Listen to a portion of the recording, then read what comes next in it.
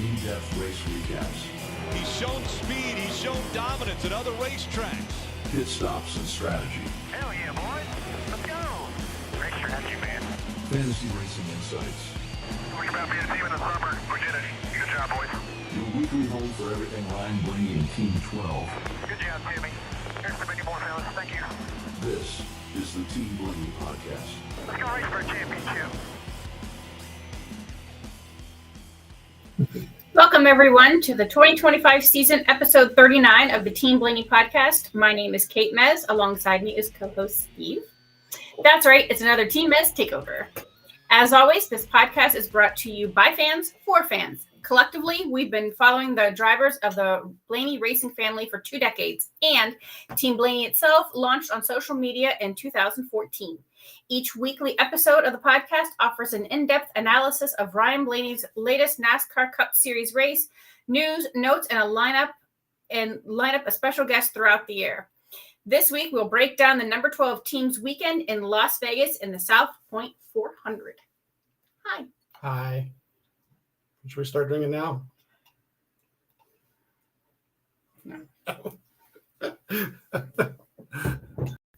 So, you're here. You can guide the ship. Kate says this is going to be one of the shorter ones ever, and I disagree. I didn't say ever. Well, one of the shorter ones, but I disagree. I think there's still a lot to talk about. Just not what the expectations were, I guess. Yeah, you could say that. Yeah. Do you look forward to every weekend, right? Yeah. For the race. Do you feel like every weekend is a chance to win with Ryan? 92% of the time. I think there's a chance. Yeah. Very rarely you think, there's going to have to be some fancy footwork, but yeah. Practice qualifying ever throw you off, or you just think, they still couldn't, as long as they don't wreck it. As long as they don't wreck it. Yeah. I mean, right. So I trust in the 12 team. I trust in Ryan to get the job done. And there's a lot of times, and I know you can get pessimistic when he might qualify 20th or something. And I always tell you, what do I tell you? We get to watch him pass a lot of cars. it's a lot of cars, right? That's where it comes from. So, because that's part of why I wanted to start with this, because this dynamic, people, every week I do this very optimistic thing on here, right? The power of positivity, as Adam says.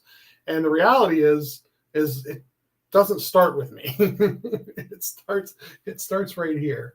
I am not the golden retriever here. No. Of the two of us. No, but what I'm saying is the positivity, the looking at it from the right angle. For that, yes. Comes from there. So, and I've gotten better and better as the years have gone on, of not letting something affect me quick for a long period of time. Let's put it that way. Yeah. And even yesterday, as we'll talk about here, and we'll bring it up when we get to that point, I think I did pretty good at the point in time. You did. Yeah. You did very good. Really. You did great. It was just like, you know what? And it comes, that kind of comes from last week. Last week's show, and I put it as a TikTok too, because there was a little thing I said last week about the next 3 weeks and what they can accomplish. And every week in the next 3 weeks, well, that was last week. Every week in the next 2 weeks now is an opportunity, a chance. We could throw in all three. All three going into last week. That's what I was saying. It was like, every week is a chance to do something and to perform. And like you said, what'd you say a couple minutes ago about your faith, right, in the team? And that's the way I feel. Like there's nothing that can't be done the next couple of weeks. We've seen it. So we'll dive into this a little bit. We'll get through it kind of quick. I mean, there is a couple pages in those. Well, yeah. I mean, we'll kind of skim through it a little bit though, and then we'll talk a little bit more about some optimism and people, like, because online it kind of was weird, and I think we will hopefully can spread some positivity tonight. Realistic positivity, I'll say. Okay. I see. I like that. Grounded a little bit, right? Well, yeah. All right. So hit it. Here we go. We got to go to practice on Saturday in Vegas. Ryan being in Group B. Group A goes out in windy conditions. And I point this out because this was something that they talk about on TV a lot and something they talk about post-qualifying and something they talk about on Sunday being different. And I figured this is going to be something that probably is a change that actually helps the 12 team. The first Fast Five in the Group A was the 1, the 77, the 47, the 7, 42, and it was a 29.952. So the 1 and the 77 were leading all like the 5, 10, 15, 20 lap averages. The 7 ran 40 laps in the first session here, and the 1 slapped the wall in 3 and 4, which actually they have to fix for the next day. Group B, Tim tells them there's a tailwind going into 3, and the first lap or two, P29 overall, then P21 overall, then it kind of settles into like P26 overall in 3 laps. On the 5th lap, he runs probably what's the best lap, and it's P17 overall, 0.436 back of the 54 car of all cars. And it was a 30.150. So the Fast Five were the 54, the 29, or 24, I'm sorry, the 9, the 11, 23. And that fastest time was a 29.714. Ryan was saying speed felt way off. Or is it the track? And so he's kind of asking, is the speed good, or is it they're lifting a little early because of the wind? And Jonathan says keep digging. He wouldn't, say we were way off there. So it seemed like it was off, but Jonathan's saying it's not really off. 18 laps in, though, he feels a little bit of vibration, so he brings it in. And they're with about 7 minutes to go in the practice, come back out. And Tim says they're going in the right direction. So whatever adjustments they made were good. And the 5, they're running same lap times as the 5 on the same tires at that point. So that looked promising because they're usually one of the faster cars. 1 minute to go, they bring it in, do a hot pit road entry. They ran 30 laps. For qualifying, they went out 34th of the 38 possible. And let's see here, 24 guys in to the qualifying. The 23 goes to P1 at a 29.401. One Ryan climbs in. He discusses where the 23 ran and the 54. And then while he's in the car, Joey runs a heck of a lap, and Tim tells how he committed to 1 and 2. And then the 11 goes out and puts up a lap of 29.213 to go to P1. So Ryan does a 29.592, which is P10 at the time with 4 guys to go.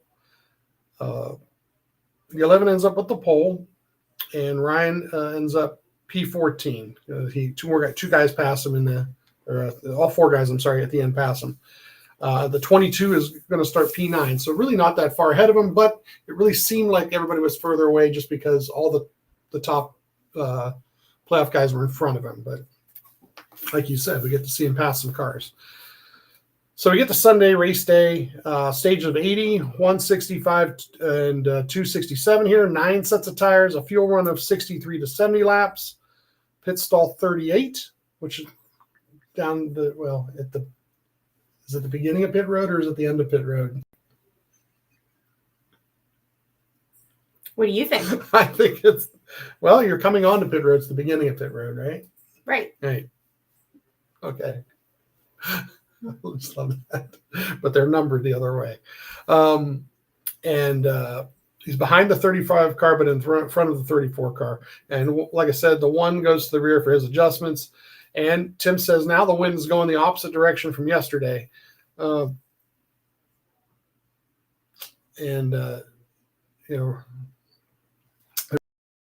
pit road.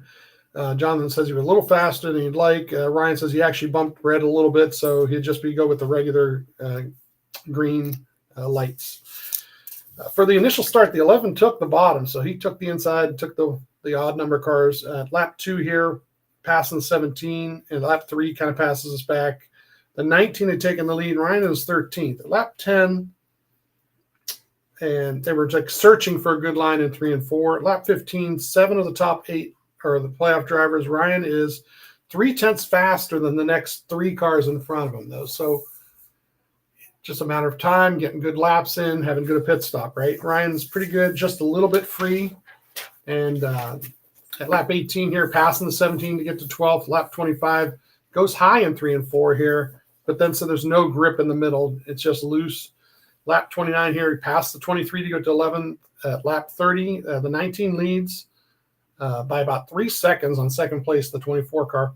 At lap 31 here, we passed the 54. We're now in the 10th place. So now we're looking at stage points right off the bat. And Ryan says we're going to need to tighten up a number, knowing that pit stops are coming here. And at lap 32, the green flag starts begin. Lap 34, they're pitting. And at that point, they were like P7 because of some of the cars that pitted. But it's a 10.520 stop, pretty decent. Comes back out P24. And as we cycle through this here, the 77 leads for a little bit. Lap 37 here, we're up to 18th. At lap 40, P12 with the 24 leading, about 11 seconds back of the leader. And like I said, we got about 40 laps to go in the stage here with these tires. So it's going to be a lot longer run, too. Lap 47 here, faster lap than everyone in front of him. And Tim at lap 50 tells me he's the fastest car on the track. And, he lap 65 here. Lap traffic kind of spreads things out a little bit here. So he's about 0.4 back of the 54. And the 24 actually still has like a 3-second lead on P2. At lap 70, the 19, 20, and 11 are all Ryan is 0.4 faster than those guys. So all those Toyotas are up there, but Ryan is actually closing on them. And then at lap 71, we get this issue. Left front tire. TV wanted to make it a right front for some reason, but it was the left front. You can see it was shredded. No warning, no nothing. He was down low in 3 and 4, and the next thing you know, he's in the wall. Tim is kind of guiding him down off the wall, comes across the track. Nobody hits him, luckily. And it's kind of weird. He was able to go straight down pit road to the pit stall, but if you listen to the radio, the in-car, a little bit angry, but not really like. I would say very frustrated, Yeah. but angry. I mean, it was just something that happened. Yeah. No one was, Yeah. being a bonehead. Nobody was, it just is what it is. Yeah. Like, And that's very frustrated, but you could tell, like, he was just kind of like, what do you do? Yeah, if you looked at the car itself from the outside, you could tell it wasn't going anywhere. Mm-mm. And because somebody even asked me today online about why didn't they fix it? And it's like, well, they probably could have spent an hour trying to fix it, but even if they get back on track, there's no way. What? One point if they get the fastest lap. Yeah. And I don't think that car was ever going to get the fastest lap with as much damage as it had. So even if you put a brand new steering rack in there and new axles and everything else, it wasn't going to work. So the 24 wins stage 1 there after the restart. And then I've got like a couple notes on the rest of the race here because stage 2, there were no cautions. They went all the way blowing through stage 2 with a green flag pit cycle and the 5 wins stage 2. And all the while you're watching the ticker on TV because they put him at the bottom, where Joey actually ends up below him a bunch of different times too, depending on where Joey was running. So Joey's point deficit's was a little bit lower till the end of the race. At lap 237 though, in the third stage, they get a caution for the 24 when the 42 gets collected in this. And what happened? Crazy. It depends on who you ask. Yeah. Yeah, that's another thing. Like TV gave you in-car for the 10 talking after it happened, and the 10 spotter tried to claim that he told the 24 spotter, but the 24 spotter maybe didn't get the message in time. I don't know. A lot of people said that they were too high anyway, coming to pit road. And that may be definitely true because they weren't on the line. Like the line is here. No, he was definitely. He was up away from it. The second lane. Yeah, and you want to be. I would think you want to be closer to it to make the turn, but it wasn't like pit road was like it was there. Yeah. He was. Yeah, he needed to make there. a quick left, and I don't know if he was trying to arc that left. We never found out. The 24 looked like he was going straight. Yeah, the 24 got destroyed, and he almost launched off that thing. He got up in the air a little bit, but almost launched it. This next pit sequence, the 19, the 22, and the 6 take 2 tires, and this causes a little bit of mayhem because you get the 9 and the 22 at the front of the field. But with that many laps to go, 2 tires are not going to make it. What could help them is a couple cautions. Well, sure enough, the next restart, we get a caution. The 54, the 88, the 1, the 3, the 9, the 16, the 20, the 38, the 34, the 51, the 77 all get some sort of damage. The 20 kind of caused it. He banged into somebody up higher and caused that guy to bang into the next guy, and it started a whole melee. It took about 10 laps to clean this up. And this is, once again, one of those things that are a little pet peeve. I sent it into the NASCAR. Every week I get the NASCAR survey, and a lot of times it's, did you like the race? And that's about it. But you can put comments in there. Mm-hmm. And I did this week. I put it right in the comments. It says, we wasted like 5-6 laps. Just red flag the race if you know you're going to have to clean up a lot of cars, you know. I've been seeing a lot of people talking about the lap. Yeah. Thing. They really need to change the way those things are run. Mm-hmm. So we get the restart lap 254 here, and like I said, the next 8 or 9 laps, the 5 takes the lead, and then finally the 11 passes him, has a little bit stronger car at the end, and the 11 wins. And I wanted to read things because Ryan's statement, I think this was right afterward, because sometimes he puts this out on Monday himself, but I think this was right afterward. He says, you've got to be optimistic. I'm not very happy right now. We've had good success at the next 2 events, so hopefully we can bring the speed and try to overcome the hole we put ourselves in today. So, you know, the optimism is there. Mm-hmm.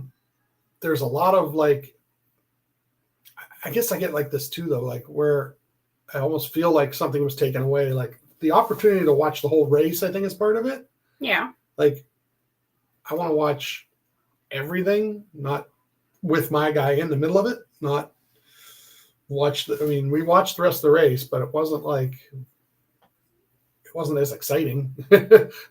Mayhem was the only thing. When there was mayhem at the end, we had fun because it was, you know, some mayhem, some chaos, you know, but yeah, that's the only thing. Like, you look forward to the weekend, and then you get 20 minutes, half hour of it, and then it was over. Yeah. So that was what he had said, and he's really good at, like, I always try to read these when there's always a bad thing, because he's really good at parsing out, thinking about it. And that was after he got out of the car, pretty much. He said that. So pretty good attitude toward what's coming up. There was something that came up today. You ever hear of the burnt toast theory? No. You gotta like this. The burnt toast theory. Every time you burn your toast, miss an exit, miss your flight, or get stuck in traffic, you're actually being delayed for a reason. You're being redirected to a different path.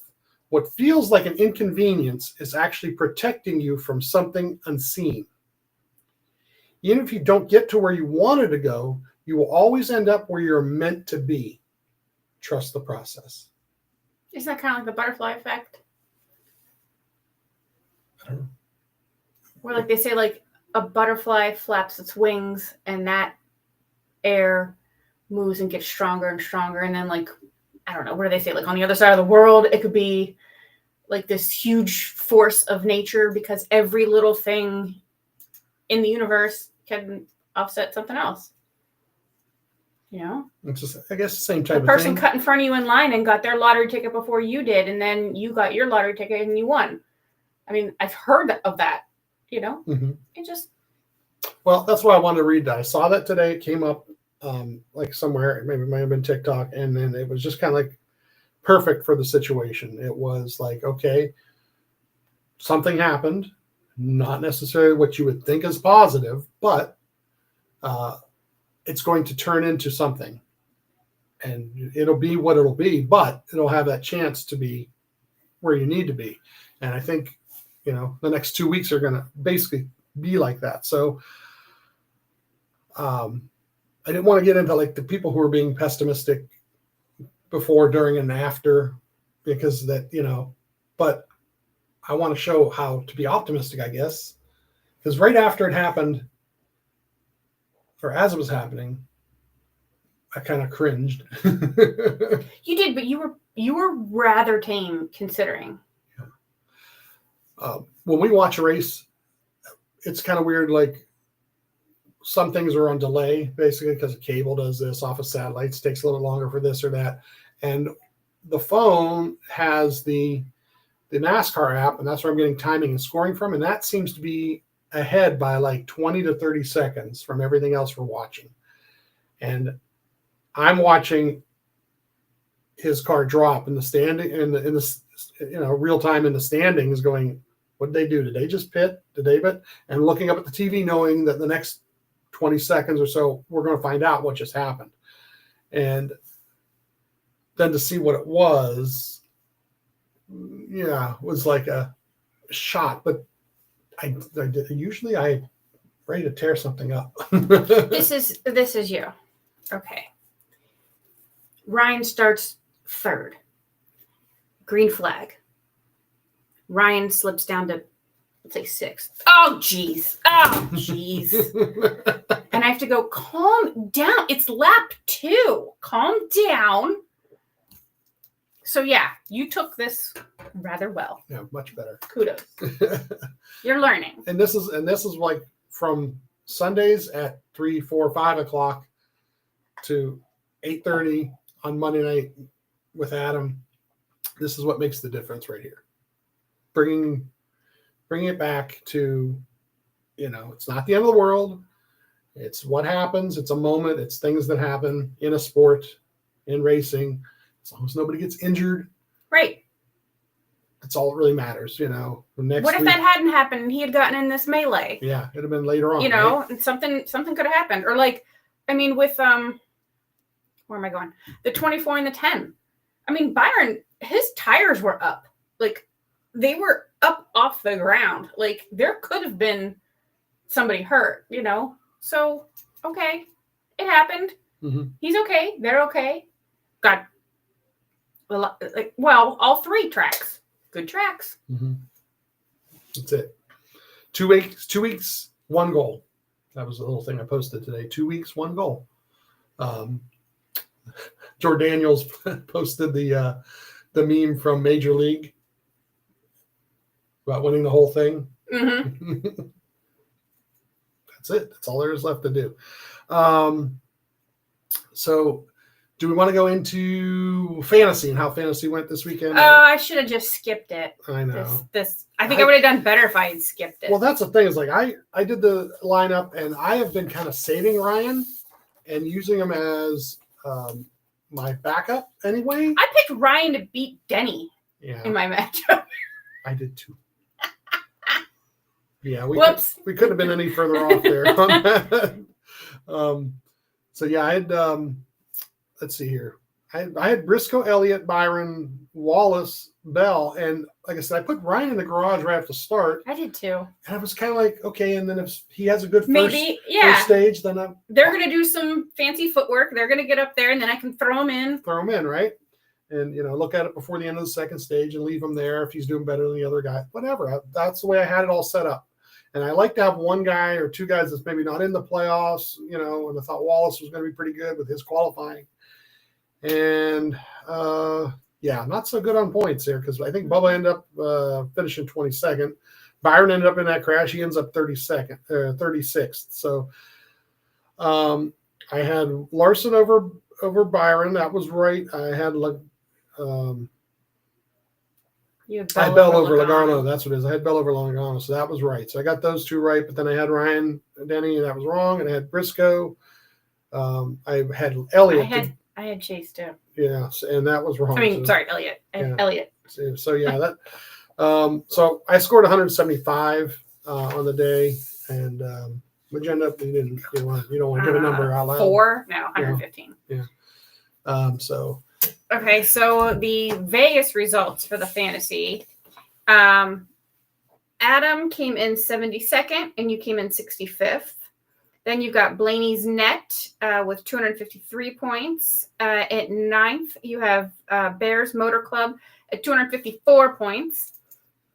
Tied for 7th, you have Penske Fan 24 and Blaney or Bust at 258 points.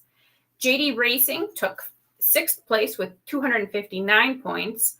Roger ST, or Rogers T, I should say. She came in at 5th place with 260. Tied for 3rd at 263 points, you have Pit Stop Pro and SU Bach 5. In 2nd place is Roshi 12 with 264 points. And then up in 1st place with 273 points is Turnover Nose. Then the playoff standings. Adam is in 45th place with 1433. You are in 13th place with 1562. Then Bears Motor Club at 1569. 9th place is Doug QC with 1577. Penske Fan 24 is in 8th with 1578. How do you say that? Fike 21 in 7th place with 1581. Blaney Kicks, you know what? 6th place at 1588. Go Larson is in 5th with 1595. In 4th, you have Frank Fan 12 with 1598. Sitting up in 3rd place is Vans 12 at 1606. JD Racing is in 2nd place with 1622, and topping the board for the playoff standings at 1631 is Go 12 Go. And then the overall. Okay. The big one. In the overall.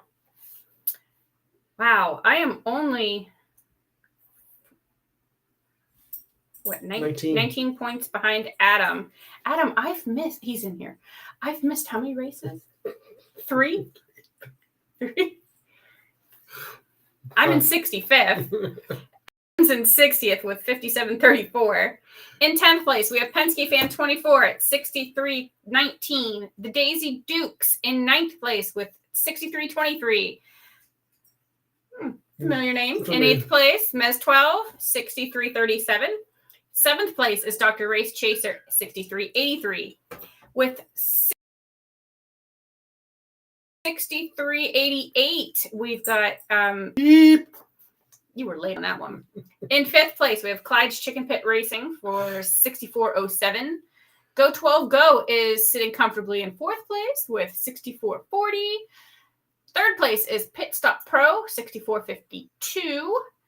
2nd place is Alyssa C, 64.85. And topping the board is Vans 12 with 65.02. It's getting close. A couple more weeks. So one thing I wanted to throw in right now, those who watch, sometimes on Wednesdays we do a little show, and a couple weeks ago we had Justin Bosch on, who was Ryan's hauler driver at one point, and now is one of the main people on the Penske Porsche program.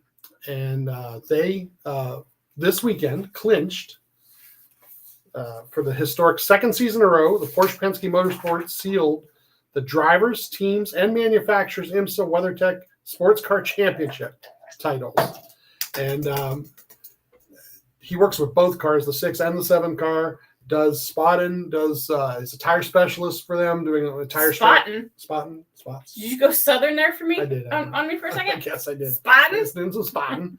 Tire specialist and tire strategist for them, and also does the hauler driving and setup and all the different things. I mean, he got many jobs over there with that program, and he was brought over there when they launched into it, and is done it again 2 years in a row with a championship. So want to say congratulations not only to Penske and the Porsche program, but to Justin Fatback Bosch, and kudos to everything he does. And it really was great. We got to talk to him a couple weeks ago, and hopefully we run into you soon. Hopefully run into him. It's been a while. Yeah, we do. Let's say hi again. So I wanted to throw that in there. before we talk about anything else today. Next up, I think if you want to go ahead, I got those, or you have. We didn't do the. Oh, we didn't do the standings The yet. standing, the playoff standings. Did I even have that? No, I didn't have it you on the don't list. have it on our itinerary. Oh, well, we didn't really want to talk about the standings, the point standings, but okay. For now, Okay. 8th place is Ryan. He is at -31. Joey is in 7th, -24. Chase is in 6th, -23. And William Byron is at -15, under the cutoff line. Then you've got in 4th place Chase Briscoe at a +15, Christopher Bell at +20, Kyle Larson at +35, and Denny, obviously with the win, is in the final 4. I guess I typed it out, or I at least printed it out for us to read, but I guess it was kind of like. That was a lot of ink you used. Yeah, I don't know. Look at that. Well, I just copy and pasted. And I didn't really want to retype the whole thing. You're buying the next thing of the ink cartridges. That wasn't ours. Moving on. We didn't print that here. But yeah, it's almost like what's funny now is that yes, it looks like you need to win the next 2 weeks, but this week is Talladega. And Talladega was not in the round of 8 before. Talladega was in the round of 12. As a matter of fact, 2 years ago, it was in the round of 12 when we were there. So being in the round of 8, it can make a huge difference depending on who's what, where, if something happens this weekend. So yes, winning is probably the most important thing the next 2 weeks, but this week could change. Everything's going to get stirred up, right? Right, 2 or 3 guys. You look at the guys up on top of the cut line, all of a sudden they have a problem and they don't finish where they need to finish. You get some stage points, you finish up front. Even without a win, you could probably make a pretty sizable gain on the cut line. So that's my starting to be optimistic already. Expect nothing less. Okay, you want to do Ryan's Talladega stats? Yeah, we can go ahead and do that. Okay, Ryan has 22 starts at Talladega. He has led 290 laps. He has won 3 times. He has had 6 top 5s and 8 top 10s. His average start is 11.9. His average finish is 16.9, and he has 6 DNFs. 2023, like I said, it was the fall race, the last victory there. And anybody there that day?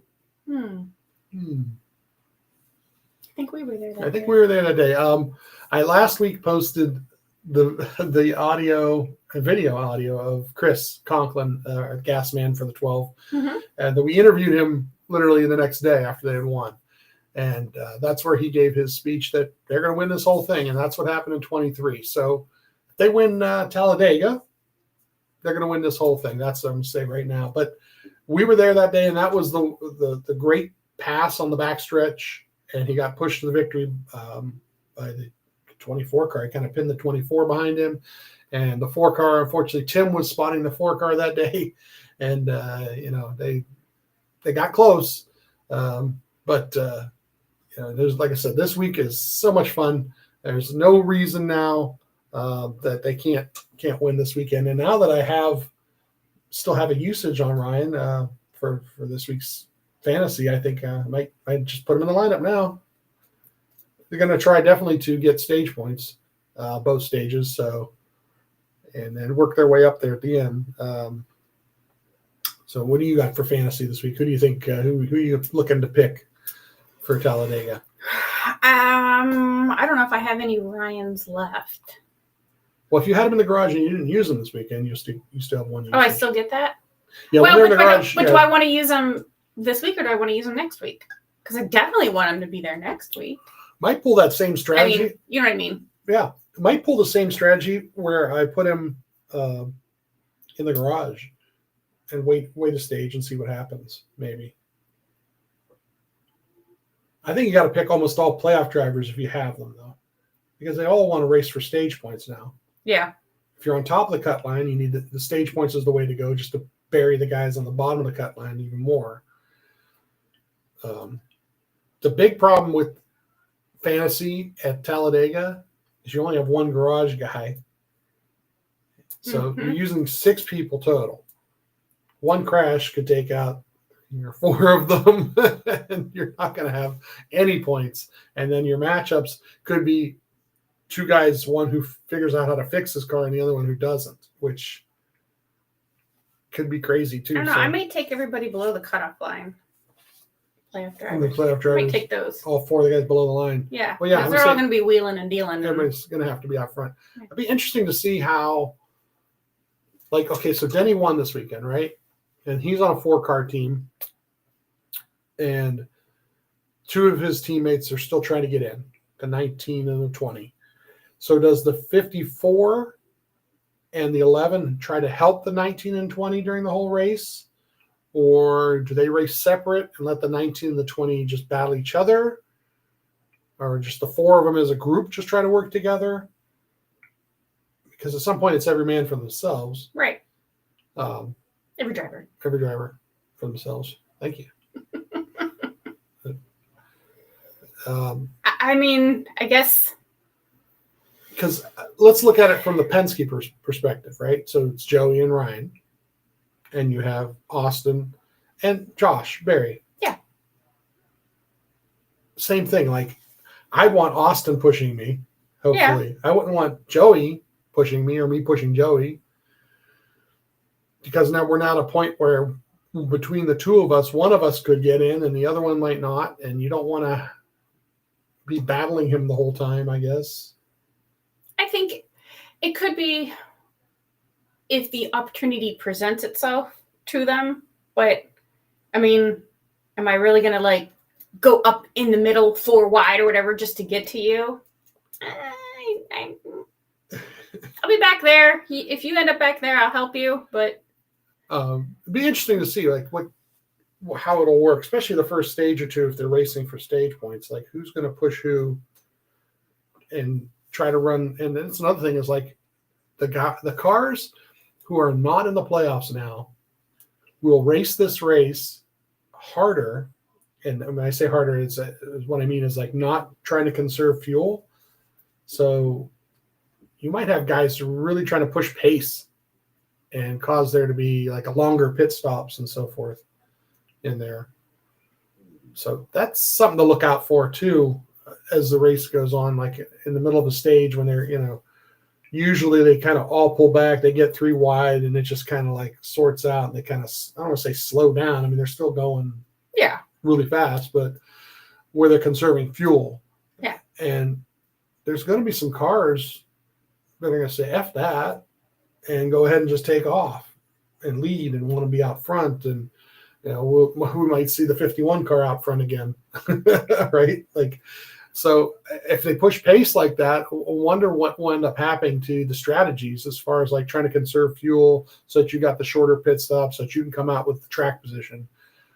Will the last couple races, the super speed races, they haven't raced by manufacturer as much. Not by team, but it doesn't seem like by manufacturer. Like I'm gonna say, like a year or 2 ago, you saw all the Fords come to pit road at the same time, or all the Chevys.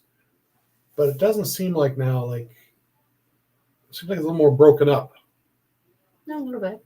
I don't know. I think all the Fords, depending on if Ford comes in this week and says something, I think all the Fords have to kind of like be a little more organized to help, because there's only 2 Fords left in the playoffs and they want to get at least one of them into the championship if they can. So, I don't know. That's some of my thoughts on strategies and fantasy. Like I said, picking the cut line, guys on the cut line and below the cut line, just everybody in the playoffs at this point. Everybody's going to race for points. There's 1 or 2 guys you might think about, like who might want to race for stage points or to try to win a stage just to get themselves out there. Get a little bit of publicity. It's not going to be boring. I'll tell you that much. Yeah. So moving this race from the round of 12 to the round of 8 really, really, really makes a big difference. It changes a lot. Mm-hmm. And then the next thing I had in the itinerary was the 2 weeks, and then the week after that is Martinsville. And I want to bring it up because we're both sitting here right now. And we have been to Martinsville the last 2 years in a row for the fall race. You're welcome. You're welcome. But tickets are bought and plans have already been made, and as barring any kind of, whatever, we've got it even planned for weather. If it takes an extra day, we'll be there the extra day. And I wanted to thank Jake Bisher real quick here live on the show. Jake has gotten us set up for the Saturday events there. He had asked on the Discord chat if he had some tickets that he wasn't going to be able to use, and so we're going to be able to do that and go Saturday too. Yep. And Sunday, because people have already started asking, can we? You're going to run around? You're going to be there? Usually 9 times out of 10 or 9 times out of 100, where am I at on Sunday that anybody could run into? The tweet up. So if you don't know, Jeff Gluck, and this one will probably be Jeff, Jordan, and Bob. They run a little thing usually before the garage opens on Sunday, and have a little meetup. And sometimes they'll bring a guest or two, somebody from the track, somebody from NASCAR, maybe some other reporters, and Davey Siegel might be there. And he usually comes in because Martinsville's not too far from where he's from. So it's a good place to meet some of those guys, talk to some of them guys, talk to them about their podcast. And I try to be there too. So, we're Blaney fans want to meet up. That's a good spot to meet up. Adam is correct. I will not be in that crowd, but he said try the hot dog stand. I will definitely be at the hot dog stand. Be at the hot dog stand. Yes. Yeah, yes. Been thinking about those hot dogs already. You're the crowd observer. It's like the only time of the year I have a hot dog. Those hot dogs. Martinsville hot dogs. What's the deal for a bag? How many in a bag? 4, Is I it think. just 4 in a bag? Well, there's like 4, and then there's like other tiers. I don't know. I just get the 4. Yeah. So, so that coming up that week, and I'll remind everybody again next week when we're looking for Martinsville. If you're looking for us, Tweet Up is the best place to find us before the race. And I don't know if the Ryan Blaney Family Foundation usually has a tent at Martinsville. I should look that up before we started, but I'm pretty sure they'll have something at Martinsville. I think that's usually their last big one of the year. Chelsea said a bag of 4, bag of 6, bag of 12. I thought there was a 6. But then I hedged. Wasn't sure. All right. So what else we got? The lineup for this weekend. The TV lineup. TV lineup. Okay, on Friday, October 17th at 12:30, we have the Craftsman Truck Series qualifying on FS2. At 4 o'clock, we have the Truck Series Loves RV Stock 225 on Fox. Saturday, 11:30 a.m., we have Xfinity qualifying on the CW app. And at 1:30 is the Cup Series qualifying on True TV/HBO Max. And then at 4 o'clock on Saturday is the Xfinity United Rentals 250 on the CW. And then on Sunday, October 19th at 2 p.m., we have the Cup Series Yellowwood 500 on NBC. The in-cars will be on HBO Max. And you want to see something wild. The in-cars are extremely crazy, especially at the end of the stages. Guys, when they get 3 wide, 4 wide, I think it was the spring race. I think Ryan was in a wreck. And so I switched over to other guys, and I was watching Shane Van Gisbergen, of all people, because I wanted to hear Josh spotting him, and not afraid to go up the middle and push. And some of them guys, when they do, they get into a hole and they go ahead and just push, and 3 wide, 4 wide right out of the front of that car is crazy to watch. So definitely this weekend. And what's great about this weekend is no practice. All 3 series are racing, and just run out there, do a qualifying lap, line it up. Now, I know that it's a little scary because, you didn't get a chance to shake the car down, but most of these guys will trim the car out. Most of the teams will trim the car out for as much speed as possible, and then let the driver hang on for dear life till any kind of adjustments they can make on it. But it seems to work for Ryan when they qualify there. And it's really fun to watch that they qualify so close together all the time. Mm-hmm. So you watch Joey be right next to him, or right in front of him, or right behind him, I'm sure. So anything else tonight? No, I'm good. Just stay positive, everybody. This next 2 weeks are fun. Yes. This is supposed to be fun. Just taking the words right out of my mouth. That's what I keep telling you. That's it. If it's not fun, Make it fun. make it fun. This weekend's race will be brought to you by. Looks like we're getting close to maybe. We might have to order another one. Yeah. Yes, brought to you by 10 Runner. 10 Runner. When it's not fun, make it fun. I think we made a slogan. You should make a hood out of that. 10 Runner. Yeah. Oh, that would be great. That's a good idea. There you go. You got a project. I got another project. I got to finish the other 2 that I haven't done yet. But I got another one. I mean, I spent today. I'm already making. Oh, actually, look at that. Yeah, you do. 10 Runner. 10 Runner in there, and that'll be on something. It's coming to a shirt near you soon. Maybe you'll see it at Martinsville. So yeah, have fun this weekend. Don't get into it's going to be fun. If it's not fun, then there's next week, and then Martinsville will be fun. Mm-hmm. And then whatever happens those 2 weeks, they still have to race a race at Phoenix, and hopefully it's what we want it to be. But if it's not, we can still make it a fun weekend. Absolutely. So I think I got it. I think that's it. I think I went with my notes that I wanted to look at there. And Okay. Yeah. All right. Thank you, everyone, for tuning into this episode of the podcast. If you'd like to learn more about us, just listen to our very first episode that explores our Blaney racing fandom. You can interact with us on Facebook and Twitter at Team Blaney and on Instagram at team.blaney. Finally, we'd like to encourage you to support the Blaney Family Foundation. Established in 2018, this organization supports UPMC sports medicine, fundraisers, events, and membership to the Blaney Bunch Fan Club. To learn more about the Ryan Blaney Family Foundation, please follow them on Facebook, Twitter, and Instagram. For my co-host, Steve MEZZ, I'm Kate MEZZ, and we'll catch you next time on the Team Blaney podcast. Good night, Vancouver. Good night. Check out the TikTok.